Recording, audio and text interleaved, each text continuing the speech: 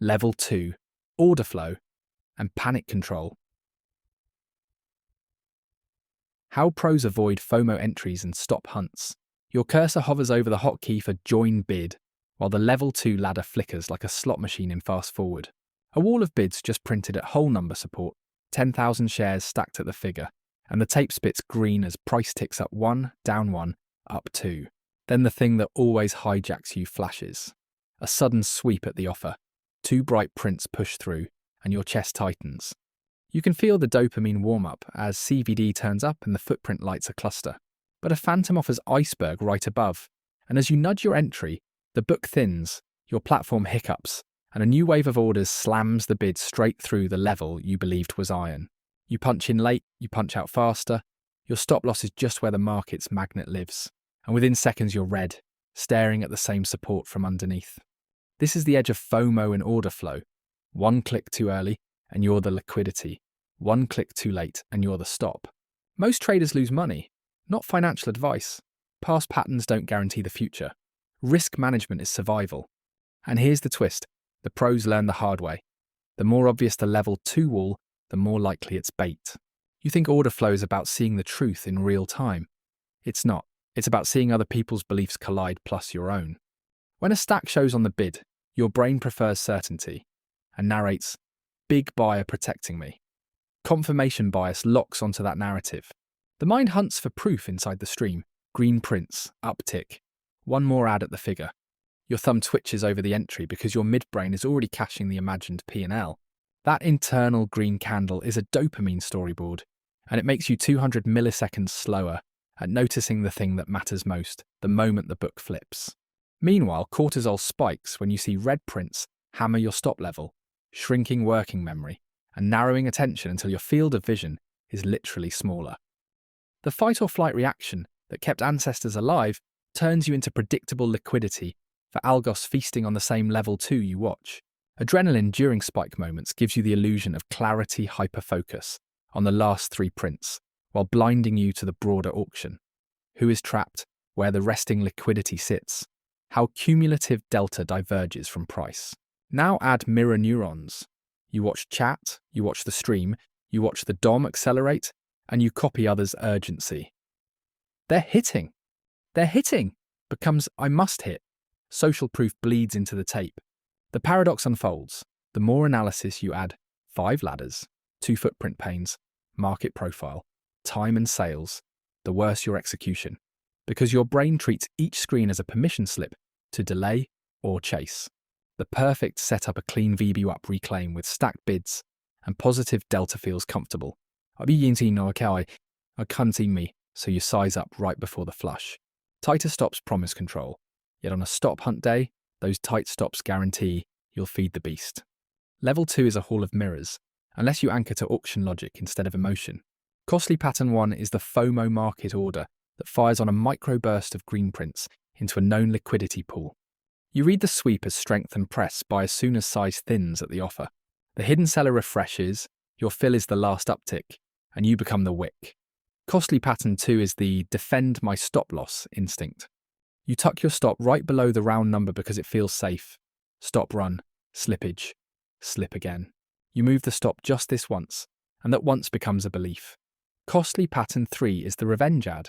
You get tapped by the probe beneath yesterday's low, then add on the reclaim without realizing the reclaim is on lower delta, and lighter volume proof the probe worked, and you're joining the shove back into balance. Each of these errors is not a chart problem. It's a brain problem meeting an auction. The market is an auction that seeks counterparties. When your pattern-seeking brain hallucinates certainty from a few aggressive prints, you volunteer. Marcus calls himself a Scalp Master, and today you see why. Each trade is one breath, he says, eyes on level 2, a foot gently tapping the base of his standing desk. 3 vertical monitors. Center is DOM and time and sales with a split footprint. Left is a 1-minute candlestick with VWAP, session high-low, and volume profile. Right is a montage of correlated names and the index futures ladder. His watch list is tight. He trades around liquidity, never because of it. The open explodes. Marcus doesn't place a single trade in the first 90 seconds. He's sinking. He watches the bid ask imbalance, but he's actually listening for context. How are sweeps responding at resting size? Does cumulative delta agree with price?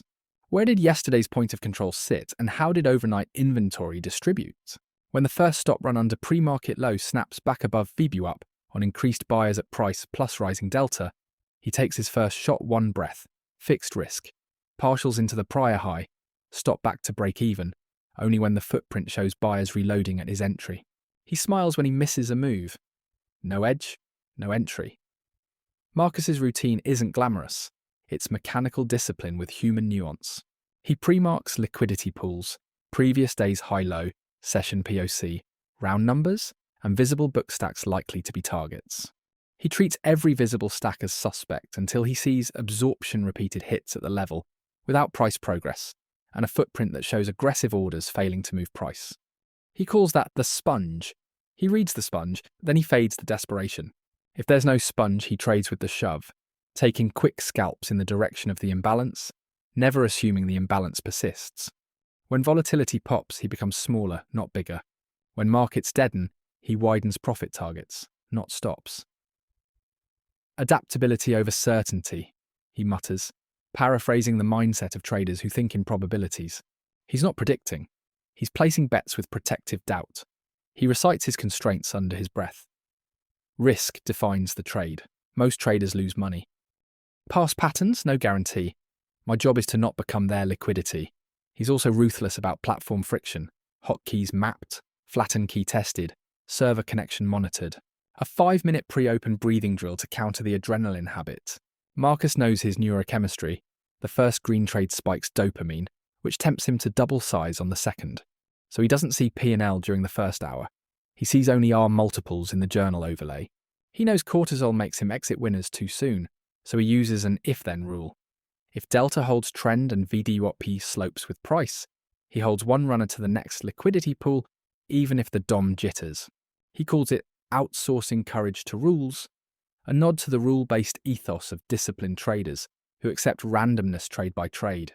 On days when the DOM is polluted with spoofing and fake walls appear like cardboard props, he steps back to a slightly higher time frame and lets the noise chew others. The paradox is his friend. When the order book looks the clearest, he is the most skeptical. Rewiring this isn't about motivation quotes. It's about changing the way you interact with level 2, an order flow when your heart rate jumps. Start with a pre-market protocol that breaks the FOMO loop. Before the bell, mark 3 auction locations where you will only consider entries. The prior day's extremes, VWAP confluence, and the first liquidity pool that trap one side in the opening drive. Write them, not just mark them. Your brain encodes written if-then rules better than vague intentions. Next, install the 2-gate rule on your entries. Gate 1 is context delta trend, agrees with price, absorption confirmed, or momentum clean. Gate 2 is location, you're entering at, or fading into a pre-marked liquidity area. A yes to both gates or no trade. This kills 60% of FOMO right away. Build a stop integrity map that removes the temptation to just move it. Fixed distance is not the answer. Structure is. Place stops beyond the obvious resting stop clusters you yourself would hunt if you were a larger player. Beyond the round number by a measured increment. Below the prior swing by a few ticks more than the common retail habit.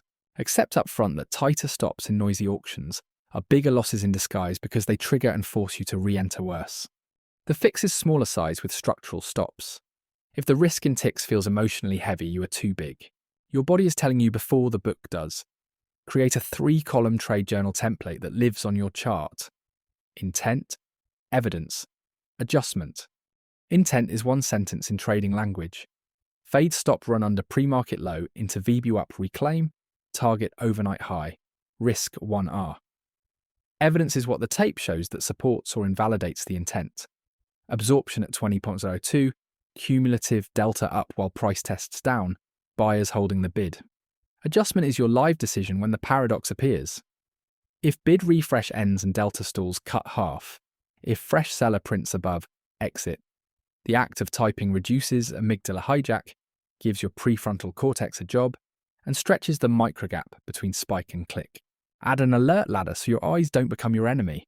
Set audible alerts at the key auction areas and at delta thresholds rather than scanning every tick. Fewer screens, more clarity. Paradox resolved. Then codify cooling off periods as part of the system. Any stop out within 20 seconds of entry triggers a 3-minute no-trade timer. Any 2 stop outs in 5 minutes triggers a 15-minute walk. Place the timer where you can't ignore it. During the cooldown, rehearse the next what if in vivid detail. What if the big bid collapses? What if we shove through the offers and delta lags? Mental rehearsal is your inoculation against certainty. You are training like an athlete. Deliberate practice on the exact moments that undo you. Order flow tools require language. Learn to say absorption when large size gets hit without price movement. Exhaustion when aggressive prints shrink and the move dies. Imbalance when the book and tape agree in one direction. Divergence when delta and price disagree. And liquidity pool when stops cluster at a technical level. Speak it while you watch it. Language converts visual chaos into categories your brain can act on. Tape reading isn't a superpower. It's learned pattern recognition, built from hundreds of annotated screenshots of the exact sequences you trade. Build a library of your setups with 4 panes: the candlestick, the DOM at entry, the footprint volume clusters, and cumulative delta. Score them not by outcome, but by process conformity. The discipline is the edge. The money is a byproduct. You also need a rule of 1 breath. Marcus breathes in for 4, out for 6, once before any entry. If he can't do that because the market feels too fast, he doesn't deserve the trade. This rewires the relationship between adrenaline and action. He uses a daily AM flatten rehearsal, flattening a simulated position at the speed of panic. He trains the worst button press on purpose so the muscle memory exists when it matters. He has pre-installed an OCO bracket with a structural stop and a first partial, so flipping to revenge mode requires overwriting a default instead of improvising under cortisol. Every friction you remove before the open saves a decision when your brain gets small. Probabilistic thinking isn't a slogan, it's an operational style. You cannot know which stop run is the real one. You can know how you will behave across 100 of them. That is why Marcus sizes positions with fixed R, not fixed shares. Why he tracks his wins by R multiple distribution, not dollars. Why he rates days by adherence to process gates, not net P&L. On days dominated by stop hunts, he expects to feel dumb at least twice. Expecting discomfort keeps him from seeking comfort in bad decisions. Discomfort is not danger. Comfort in order flow is often the trap. At the end of the session, picture your transformation. You sit through a fake wall because you wait for absorption rather than chasing the first flash of green. You enter on a reclaim into VWAP when the tape shows buyers defending your level, not when the last candle prints pretty. Your stop loss goes where it gets respected by the auction, not where it soothes your fear. You don't move it. You don't add because you're angry.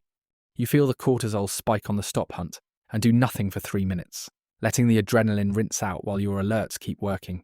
You hold one runner because delta trend remains with you, even as the DOM jitters and other traders puke at the first flicker. Your screen count drops and your clarity rises. The paradox breaks in your favour. Fewer charts, better trades, wider structural stop, some smaller losses, less analysis, more execution. Marcus shuts down his platform with the same ritual he uses to start it. He journals the sequence he traded twice and the one he skipped that he shouldn't have. He screenshots one absorption that worked, one that faked, and marks the difference in delta response and time at price. He whispers what you'll learn to say without thinking. I trade my rules. The market trades everyone else. The FOMO clicker you once were is replaced by an operator with a cooling off switch, a 2-gate entry, a structural stop, and a bias grounded in auction, not emotion. Most traders lose money. You might still lose sometimes, but you will stop volunteering as their liquidity. Perfect setups will still fail often. The best trades will still feel uncomfortable. That is the trading paradox. The pros win because they use level 2 and order flow to map other people's feelings, not to validate their own. They let the market tell them who is trapped, where the stops live, when the sponge soaks up aggression. They think in R, breathe once and press only when both gates open. 1 breath per trade, 1 auction at a time. And when the inevitable stop hunt targets your stop, you smile. You planned for it. You are not the hunt. You are the hunter who sometimes steps aside.